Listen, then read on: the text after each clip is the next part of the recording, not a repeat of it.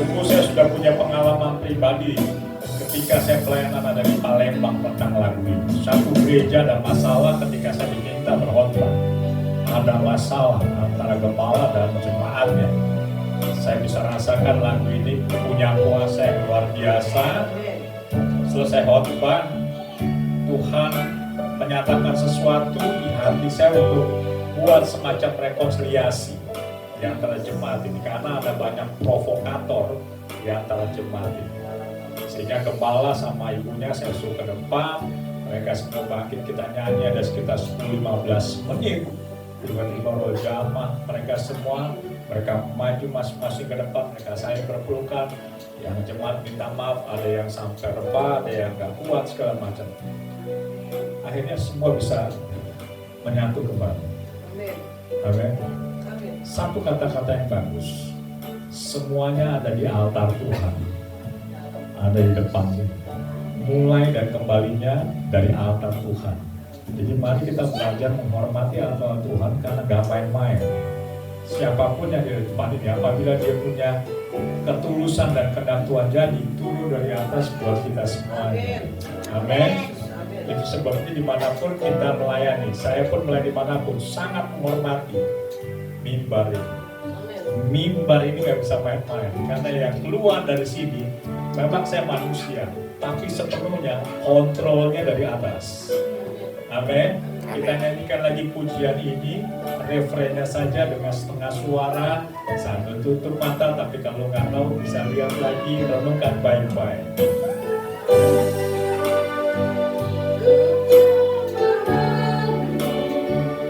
Berserah penuh di hadirat-Mu, Kau ambil alih seluruh hidupku di altar-Mu. Sekali lagi refrennya saja, Buka hati kita. untuk jamaah-Mu, berserah penuh di hadirat-Mu, Kau ambil alih seluruh hidupku di altar-Mu, menyembah-Mu. Bapak, kami mulai dari altar ini, Engkau mencurahkan seluruh hatimu pada siang hari ini, Bapak. Kami mau belajar, Tuhan, apa yang Kau taruh di hati hamba-Mu, itu akan mengalir dari hati-Mu bagi seluruh jemaat-Mu, Immanuel Bekasi, Tuhan.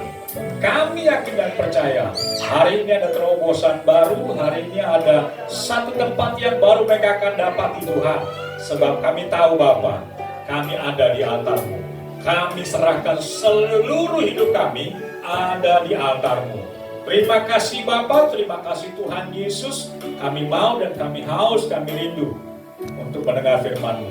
Kami sudah memuji, kami merasakan di dalam pujian kami, Engkau menjamah kami, Engkau melawat kami. Roh Kudus teruskan ya Bapa, Roh Kudus teruslah. Sebab kami membebaskan Kau bekerja sampai akhir daripada ibadah ini. Di dalam nama Tuhan Yesus kami berdoa, haleluya, amin. Terima kasih, silakan duduk. Bapak pun dikasih Tuhan, bulan ini adalah bulan kematian, kebangkitan Tuhan Yesus. Amin. Kita sudah merayakannya, memperingatinya. Di bulan-bulan ini, sebetulnya bulan-bulan yang sangat penting. Karena apa? Yesus, kalau berdasarkan Alkitab, dia sedang banyak bertemu dengan murid-murid Tuhan sebelum pada akhirnya di hari yang ke-40 dia naik ke surga. 10 hari kemudian dicurahkan yang namanya Roh Kudus. Oke, saya minta Bapak Ibu bisa perhatikan sebentar, karena apa? Ini penting. Saya mau memberikan pemahaman kita dasar yang luar biasa, karena sekarang sudah banyak pengajaran-pengajaran yang baru. Ada namanya Kristen progresif apa. Nah, saya mau kita punya pemahaman yang mantap aja dulu tentang siapa Yesus kita dan siapa kita di mata Yesus. Setuju ya? Amin. Coba lihat di sini, saya akan mulai dengan pelajaran ini. Ayatnya bagus sekali ini. Lalu Yosua memberkati Kaleb bin Yefun dan diberikannya Hebron kepadanya menjadi milik pusakanya. Oke, jadi ini ada seorang opa-opa, seorang opung-opung, seorang kakek, ya, seorang angkong, di mana 45 tahun yang lalu dia mendapatkan satu pewahyuan dari Tuhan. Oke, pewahyuan dari Tuhan melalui Musa. Di sini dijelaskan bahwa Yosua memberkati Kaleb bin Yefun lalu diberikannya kota Hebron. Jadi waktu itu bangsa Israel sudah masuk ke tanah Kanaan. Semua sudah dapat yang namanya milik pusakanya. Oke, kita tahu ya, Israel itu punya 12 suku. Betul. Semuanya sudah dapat, kecuali opa kita ini. Kenapa saya bilang opa? Oke, kita coba buka di dalam pasal yang sama, dimulai dari ayatnya yang ke-9. Kita lihat. Pada waktu itu Musa bersumpah. Karena sumpah Musa ini berdasarkan firman Tuhan. Apa sumpahnya? Sesungguhnya tanah yang diinjak oleh kakimu itu akan menjadi milik pusakamu dan anak-anakmu sampai selama-lamanya, sebab engkau tetap mengikuti Tuhan Allahku dengan sepenuh hati. Jadi waktu itu kalian mendapatkan firman Tuhan melalui Musa, yang dia bilang ini, nih, sesungguhnya tanah yang kamu injak. Bulan depan saya akan cerita tentang hal ini, karena saya dapat berita menarik dan membuat saya bersemangat. Bulan depan kita akan bahas ini. Tapi yang ini saya mau bilang ini, sesungguhnya tanah yang kamu injak itu akan menjadi milik pusakamu. Ya, ini firman, ini baru firman. Oke, baru firman. Ayat berikutnya ayat 10. Ayat 10 coba kita lihat. Ayat 10. Oke. Jadi sekarang sesungguhnya Tuhan telah memelihara hidupmu seperti yang dijanjikannya. Kalau dulu dia terima firman, Bapak Ibu pernah ya terima yang nubuatan, firman atau baca Alkitab, betul? Enggak. Ini mungkin tahun berapa? Sekarang dia bilang ini, jadi sekarang sudah 45 tahun lamanya sejak diucapkan Tuhan firman sumpah Musa itu. Wow, keren ini, ya. Dan selama itu orang Israel mengembara di padang gurun. Rupa-rupanya waktu Kaleb terima firman itu, dia pegang dengan luar biasa, nggak mungkin waktu sebentar, tetapi sampai 45 tahun Bapak Ibu. 45 tahun dia pegang firman ini. Apa itu yang dipegang? Setiap kaki di mana kamu menginjak itu akan menjadi milik pusakamu. Itu kan tadi pesennya. Betul? Sekarang 45 tahun dia tunggu. Ayat 11. Kita lihat ayat 11. Pada waktu ini aku masih sama kuat seperti pada waktu aku disuruh Musa. Seperti kekuatanku pada waktu itu, demikianlah kekuatanku sekarang berperang dan untuk keluar masuk. Saya mau kasih tahu, Kaleb berbicara ini umurnya berapa? 85 tahun. Siapa di sini 85 tahun? Yang paling tua mana? Yang paling tua berapa? Baru 64. Oke? 20 tahun lagi sama. Oke? Sekarang perhatikan. Dia terima firman, kamu manapun yang kamu injak itu menjadi milik pusakamu. Dia pegang ini sampai di usia 85 tahun, karena waktu itu dia umurnya 40. Sekarang dia 85 tahun. Setelah 45 tahun, berarti 85. Dia bilang apa? Aku masih sama kuat. Aku masih sama hebatnya. Tenagaku masih oke, pada 85 tahun, sama seperti yang dulu. Amin. Pertanyaannya gini, Bapak Ibu, lihat, waktu dia terima firman Tuhan, waktu kita dengar firman Tuhan, kita menjadi kuat. Saya tanya, Kira-kira setelah terima firman ini, ada nggak persoalannya? Hah? Banyak. Banyak. Hah? Siapa yang setuju? Banyak. Banyak kan? Betul nggak? Saya tanya, kira-kira Kaleb sama nggak? Sama. Dia juga pasti terima masalah banyak. Banyak. Betul? Tetapi kenapa dia bisa bilang gini? Sekarang aku masih tetap kuat. Ada yang berani bilang gitu nggak? Ketika masalah banyak. Betul? Kadang-kadang kita malah Kenapa? Saya mau kasih tahu. Apa kuncinya Kaleb tetap bisa kuat sampai usia 85 tahun? Ternyata cuma satu. Setiap kaki yang dia injak, tanah itu akan menjadi milik pusakamu dan keturunanmu. Amin. Amin.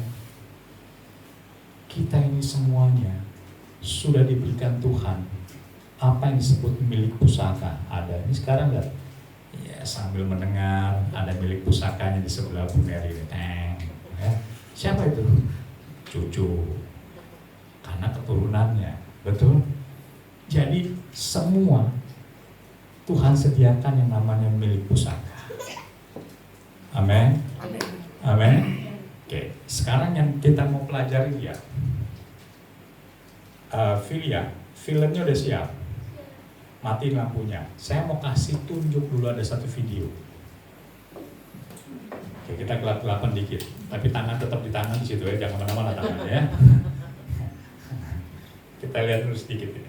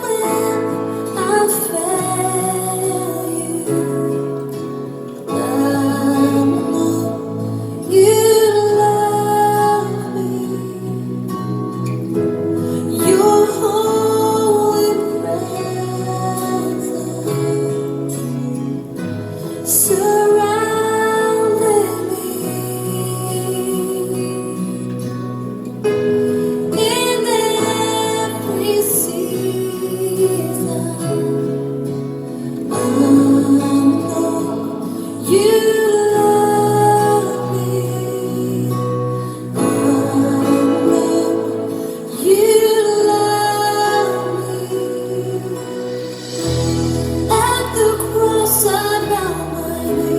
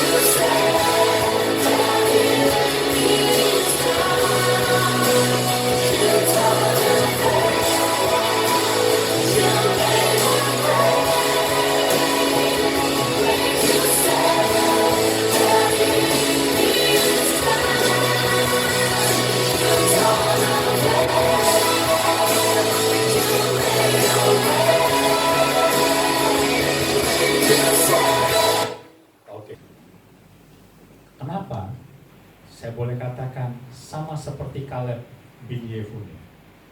Dia berjuang untuk mendapatkan tanah milik pusakanya. Versinya Yesus jauh sebelumnya, ketika manusia jatuh dalam dosa, Allah mulai berfirman dan merencanakan sebuah keselamatan. Betul? Dia berjuang sampai akhirnya dia mati di kayu salib. Hari yang ketiga dia bangkit. Demi siapa? Demi kita.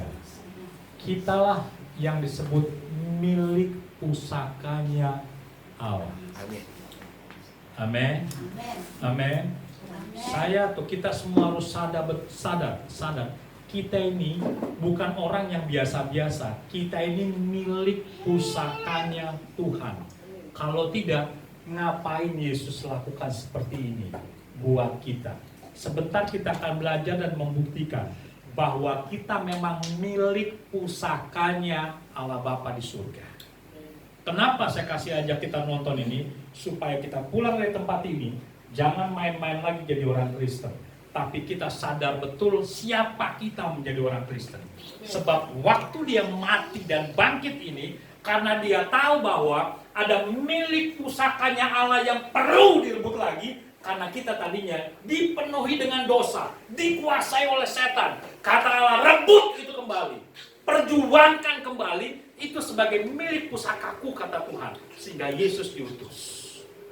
Amin. Yesus diutus, dia mau melakukan semuanya seperti yang sudah kita saksikan. Supaya apa? Milik pusakanya kembali kepada Tuhan. Amin. Siapa yang yakin bahwa kita sekarang sudah milik Tuhan lagi? Setuju ya? Yakin ya? Yang ragu ngomong sama saya, biar saya kasih nasihat lagi. Jadi kita tadinya di luar. Tapi sekarang karena peristiwa ini, kita menjadi milik Tuhan. Saya setiap berdoa mengingat ini pasti nangis. Kenapa? Gini Bapak Ibu. Kalau hidup kita baik-baik saja, dari kecil sampai besar baik-baik saja, meskipun secara status kita berdosa, oke lah, pada waktunya pasti kita diselamatkan. Betul? Tapi kalau hidup kayak saya dulu, brengsek, kurang ajar, bejat, dan semua hal-hal yang tidak pantas, yang tidak berkenan, dosa yang saya perbuat, waktu saya diselamatkan seperti ini, jujur saya bisa meneteskan air mata. Kenapa? Siapa saya Tuhan?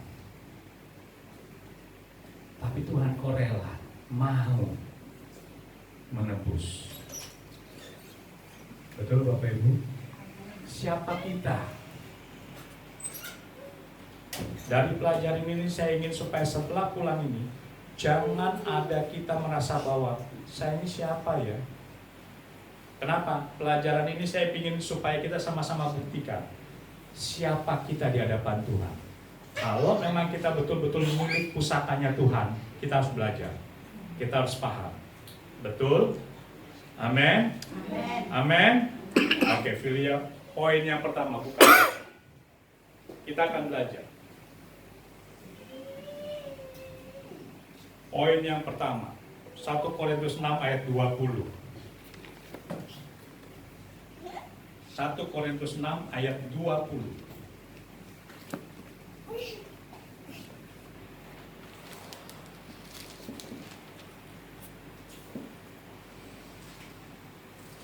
Sebab kamu telah dibeli dan harganya telah lunas dibayar, karena itu muliakan Allah dengan tubuhmu. Feli habis ini siapkan ayat yang Matius 13 ya. Oke, Bapak Ibu lihat saya supaya kita ini saya penting karena ini saya sampaikan dengan sungguh-sungguh. Lihat, sebab kamu telah dibeli dan harganya telah lunas dibayar. Oke, kata dibeli agora itu artinya apa? Di pasar. Jadi di tempat keramaian, di tempat banyak orang. Agorazo, satu barang yang ada di tempat keramaian, tiba-tiba ada seseorang yang datang, dia lihat, dia beli.